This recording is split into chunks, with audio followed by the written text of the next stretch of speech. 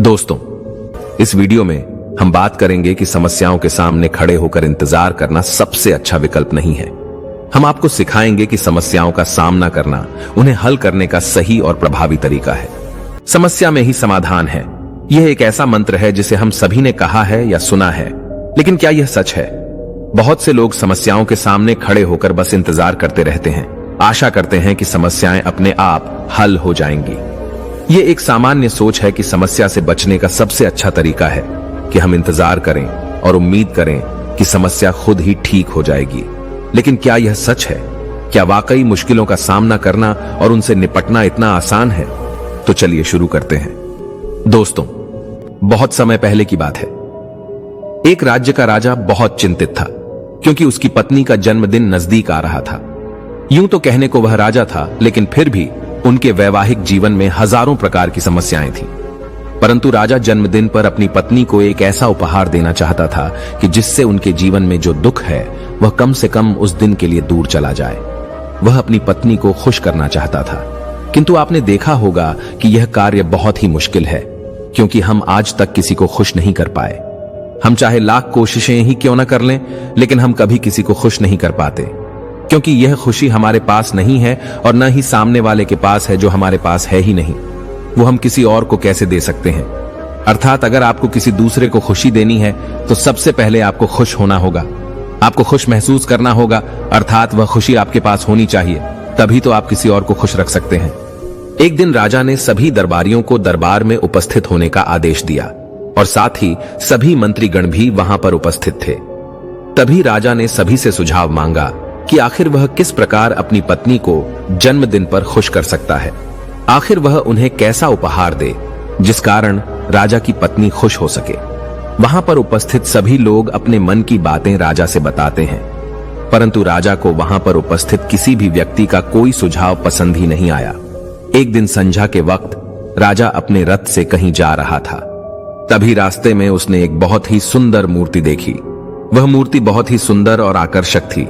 उसे देखकर ऐसा प्रतीत होता था मानो उस मूर्ति में जान हो। उस मूर्ति को देखकर राजा बहुत प्रसन्न हुआ और वह तुरंत ही मूर्तिकार के पास पहुंचा और राजा उस मूर्तिकार से कहता है, तुम तो बहुत बड़े कलाकार हो, तुम्हारी मूर्तियों में चांद नजर आती है, ऐसा प्रतीत होता है कि तुम्हारी मूर्तियां जीवित हैं। हम तुम्हारी इन मूर्तियों को देखकर बहुत प्रसन्न हैं। हम चाहते हैं कि तुम्हारी सारी मूर्तियां हमारे दरबार में शामिल हों। यह सुनकर वह मूर्तिकार बहुत प्रसन्न हुआ, जैसे उसे कोई खजाना मिल गया हो। लेकिन तभी राजा ने उस मूर्तिकार से एक और बात कही, देखो, मैं चाहता हूं कि तुम मेरे दरबार में शामिल हो जाओ, किंतु उससे पहले तुम्हें हमारे लिए हमारी रानी की ऐसी मूर्ति बनानी होगी जिसे देखकर वह खुश हो जाए और अपने सारे दुख दर्द भूल जाए। और यदि तुम ऐसा न कर सके तो मैं तुम्हारा सर धड़ से अलग कर दूंगा। राजा के मुख से यह सुनकर मूर्तिकार घबरा गया, उसके पसीने छूट गए। वह राजा को मना भी कैसे करे, इसीलिए उसने न चाहते हुए भी राजा को स्वीकृति दे दी। राजा उस मूर्तिकार की बात सुनकर बहुत प्रसन्न हुआ और वो वापस महल लौट गया। लेकिन उधर दूसरी तरफ जो मूर्तिकार अब तक बहुत प्रसन्न था, जो अपने मन से मूर्तियां बनाया करता था, जो हमेशा खुश रहता था, अब वह दुखी हो गया था। वह गहरे दुख में चला गया था। वह डर के कारण रानी की मूर्तियां बनाना शुरू करता है, परंतु जो भी मूर्ति बनाता था उस मूर्ति को देखकर ऐसा प्रतीत होता था मानो वह मूर्ति बहुत दुखी है, उसे किसी प्रकार का कोई दुख है। एक के बाद एक उसने कई सारी मूर्तियां बना डाली, परंतु कोई भी मूर्ति ऐसी नहीं थी जिसे देखकर कोई भी खुश हो सके, जिसे देखकर यह प्रतीत हो कि मानो उस मूर्ति में जान है और वह मूर्ति देखकर कोई भी अपना दुख भूल जाए। और यह इस कारण हो रहा था क्योंकि मूर्तिकार भीतर से बहुत दुखी था, जो उसकी मूर्तियों के रूप में साफ और स्पष्ट नजर आ रहा था। राजा ने उस मूर्तिकार को 1 सप्ताह का समय दिया था, किंतु 4 दिन तो उसने यूं ही व्यर्थ कर दिए। अब उसके पास केवल 3 दिन का ही समय बचा था, जिसके बारे में सोच सोचकर उस मूर्तिकार का गला सूखा जा रहा था। डर के कारण अब उसके हाथ पैर भी काम करना बंद कर चुके थे। उसके हाथ से हथौड़ी और छीनी तक नहीं चल रही थी और उसे अपना भविष्य नजर आ रहा था। उसे नजर आ रहा था कि राजा उसे मृत्यु दंड दे रहा है। उसके बाद उसके परिवार का क्या होगा, उसके परिवार को कौन संभालेगा? यह सोच सोचकर उस मूर्तिकार का मन बैठा जा रहा था।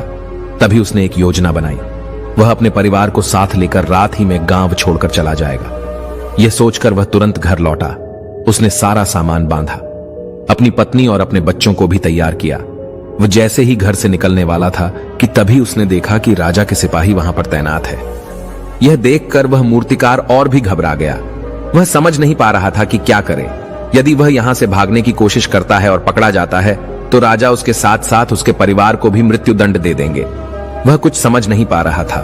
तभी वह जमीन पर बैठ गया और रोने लगा और अपनी पत्नी से कहता है, अब से तुम्हें बच्चों का ख्याल रखना होगा। मेरा और तुम्हारा साथ यहीं तक था, क्योंकि राजा ने जिस प्रकार की मूर्ति का मुझे आदेश दिया है, मैं उस प्रकार की मूर्ति नहीं बना पा रहा। जिस कारण राजा मुझे मृत्यु दंड दे देंगे, वह मेरा सर धड़ से अलग कर देंगे और उसके बाद तो तुम्हें ही बच्चों का ख्याल रखना होगा। इतना कहकर वो जोर जोर से फूट फूट कर रोने लगा। देखते ही देखते रात बीत गई और अगले दिन सुबह सुबह उस मूर्तिकार के दरवाजे पर एक गुरु भिक्षा मांगने आए। मूर्तिकार ने उन्हें भिक्षा लाकर दी तो मूर्तिकार बहुत परेशान लग रहा था, जिसे देखकर गुरुवर उस मूर्तिकार से कहते हैं, बेटा, हमारे जीवन में दुख और सुख तो आते ही रहते हैं। हमारे जीवन में दुख और समस्याएं तो होती ही हैं, किंतु इन सभी दुख और समस्याओं का समाधान और निवारण भी होता है, परंतु हम केवल दुख और समस्याएं ही देखते हैं। उन दुख और समस्याओं के छिपे निवारण और समाधान को हम कभी नहीं देख पाते। यदि तुम ध्यान से देखोगे तो हर समस्या का समाधान है और हर दुख का निवारण भी है। मैं यह अच्छी तरह जानता हूं कि तुम यहां से अपनी पत्नी और बच्चों को लेकर भाग जाना चाहते थे, किंतु ऐसा हो नहीं सका। उस मूर्तिकार ने जब गुरु के मुख से यह बातें सुनी तो वह उनके चरणों में जा गिरा और हाथ जोड़कर उन गुरुवर से कहता है, हे गुरुवर, आप ही बताइए मैं क्या करूं। राजा ने मुझे मूर्ति बनाने का आदेश दिया है, किंतु मैं चाहकर भी मूर्ति नहीं बना पा रहा, और यदि मैंने मूर्ति नहीं बनाई तो राजा मुझे मृत्यु दंड दे देंगे और उसके बाद मेरे परिवार का क्या होगा, उनका ख्याल कौन रखेगा। तभी गुरुवर उस मूर्तिकार से कहते हैं, बेटा, आंख बंद कर लेने से कुछ नहीं होने वाला, क्योंकि दुख और समस्याएं तो वहीं की वहीं खड़ी रहती हैं। ध्यान देने और कर्म करने से सब कुछ बदल जाता है। यदि तुम केवल आंखें बंद करके यह सोचोगे कि तुम्हारी समस्याएं चली जाएंगी तो ऐसा कभी नहीं होगा। इतना कहकर उन गुरुवर ने उस मूर्तिकार के कानों में कुछ कहा और उसके बाद वह वहां से चले गए। उन गुरु के वहां से चले जाने के बाद वह मूर्तिकार महल गया, जिसे देखकर राजा उस मूर्तिकार से कहता है, लगता है तुमने समय से पहले ही एक अद्भुत मूर्ति तैयार कर ली है। बताओ वो मूर्ति कहां है, मैं भी उसे देखना चाहता हूं।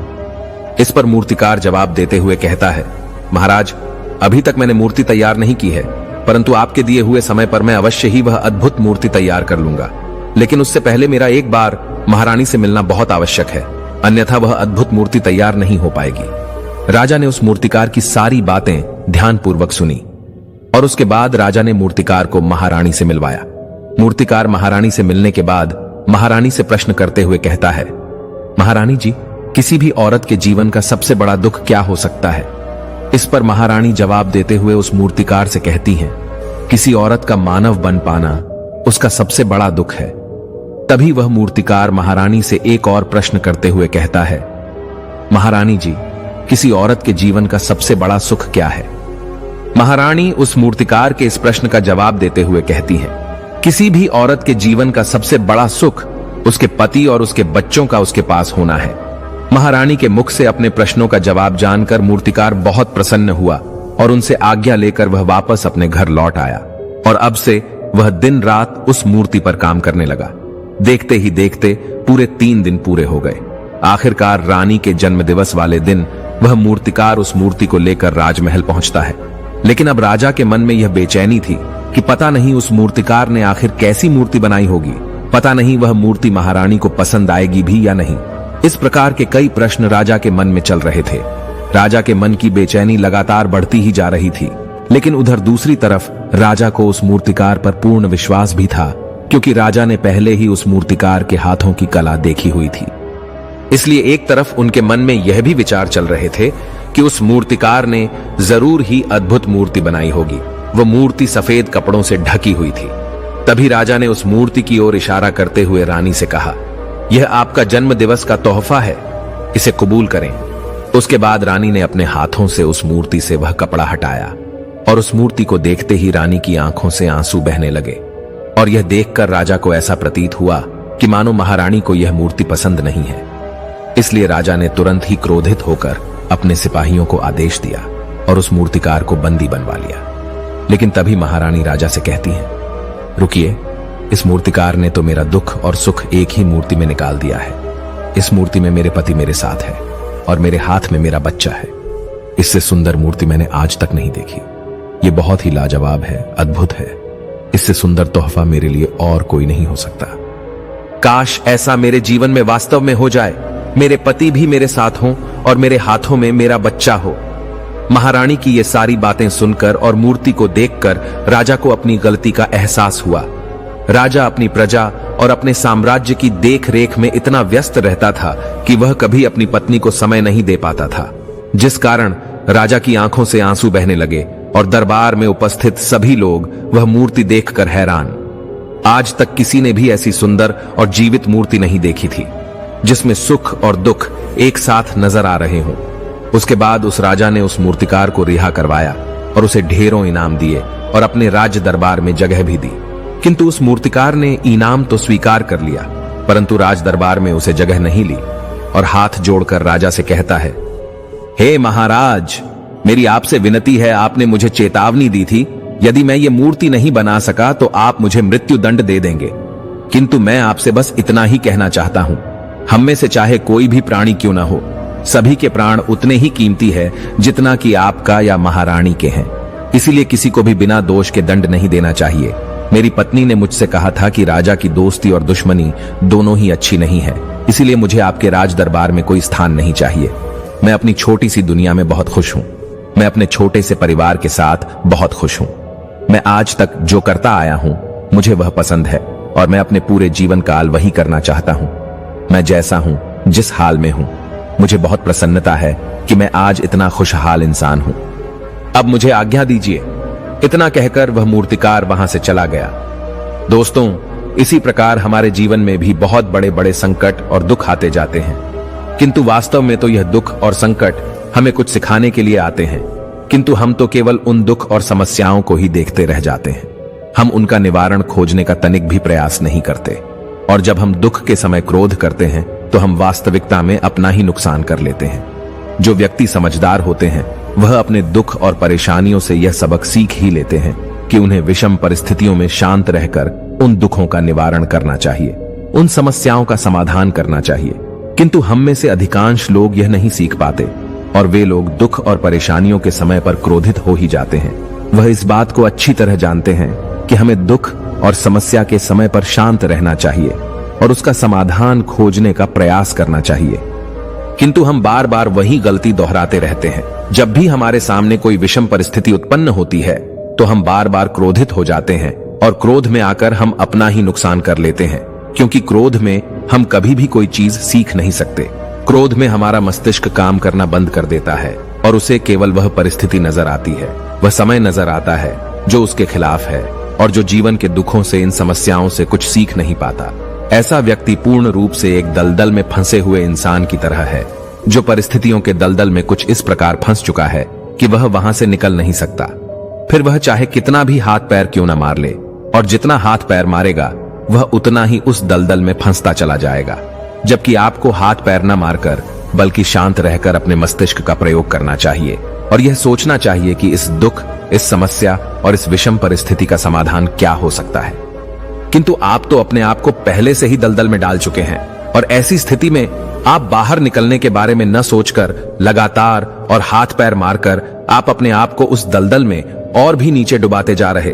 तो ऐसी परिस्थिति में आप भला उस समस्या, उस परिस्थिति का सामना कैसे करेंगे, वहां से बाहर कैसे निकलेंगे? और वहीं पर जो व्यक्ति थोड़े भी जागृत है, जो दुख और समस्याओं का निवारण और समाधान खोजने में वास्तव में अपना समय लगाते हैं, वह यह जानते हैं कि निवारण और समाधान एक हीरे की तरह है, वह हीरे की खान की तरह है। जिस प्रकार एक हीरे को ढूंढा जाता है, फिर उसे तराशा जाता है, जिसके बाद उस हीरे की कीमत बहुमूल्य हो जाती है, ठीक वैसे ही दुख और समस्या में समाधान और निवारण खोजने की आवश्यकता होती है और वह हमें खोजने भी चाहिए।